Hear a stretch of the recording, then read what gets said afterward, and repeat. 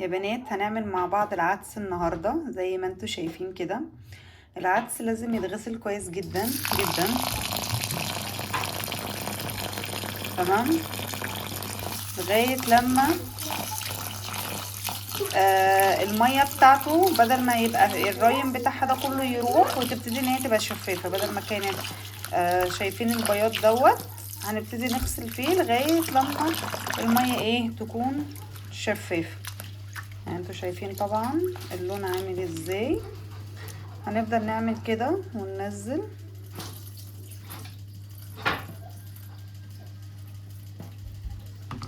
وهنفضل نكرر فيها لغاية لما المية تبقى ايه شفافة خالص، ان انت تقدري تشوفي منها العدس، يعني الابيض ده كله يروح.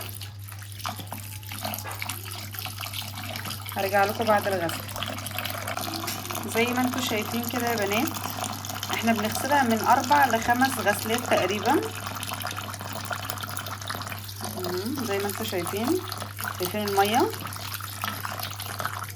خلاص. دي هتبقى اخر غسلة. زي ما انتوا شايفين كده خلاص الريم الاصفر دوت كله راح والمية بقت بيضة اهيت، ودي تعتبر اخر غسلة. بعد يا بنات ما غسلنا العدس زي ما انتوا شايفين، هنبتدي ان احنا نحط جزرتين متوسطين الحجم، 3 أو 4 فصوص ثوم الحجم ده. تمام، وادي البصل بصلايه وطماطميتين او طماطمايه كبيره. هنحط الاول العدس في الحله،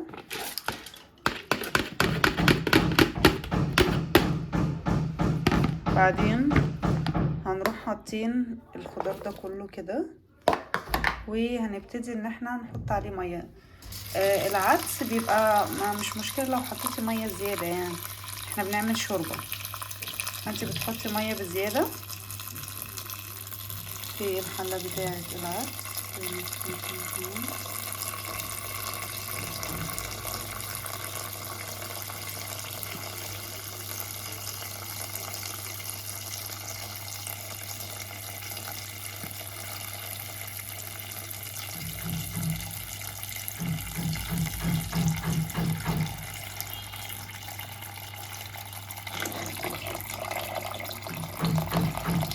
تمام كده كفايه.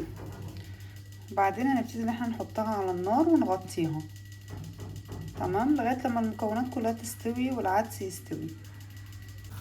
هنحط يا بنات الشعريه تتحمر عقبال ما العدس يستوي، وبعد كده هنضربه في الخلاط.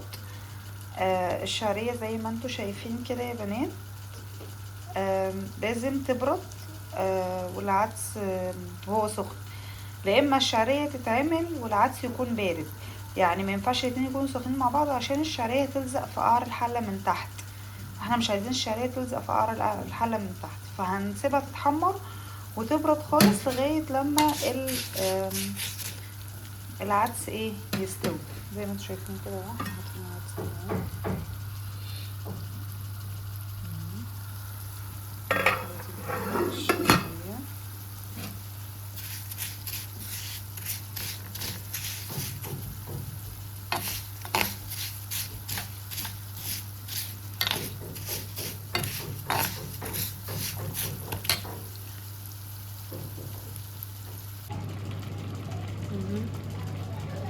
زي ما انتوا شايفين كده يا بنات خلاص قرب يستوي، يعني نسيبه كمان دقيقتين ونطفي عليه. هنحطه كده في الخلاط زي ما انتوا شايفين حجم الخلاط. لازم تسيبوه مكان كده فراغ، وهنشغل الخلاط.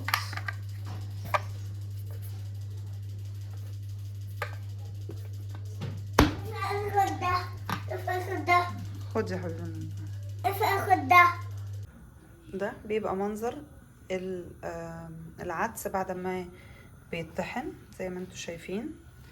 طبعا عندنا اهوت الشعريه بردت خالص، هنحطها على العدس. ماما ماما نعم يا بابا. اه لا بيبسي لا. زي ما انتوا شايفين كده. هنسيبها الشعرية تستوي ونغرف. بالهنا والشفا.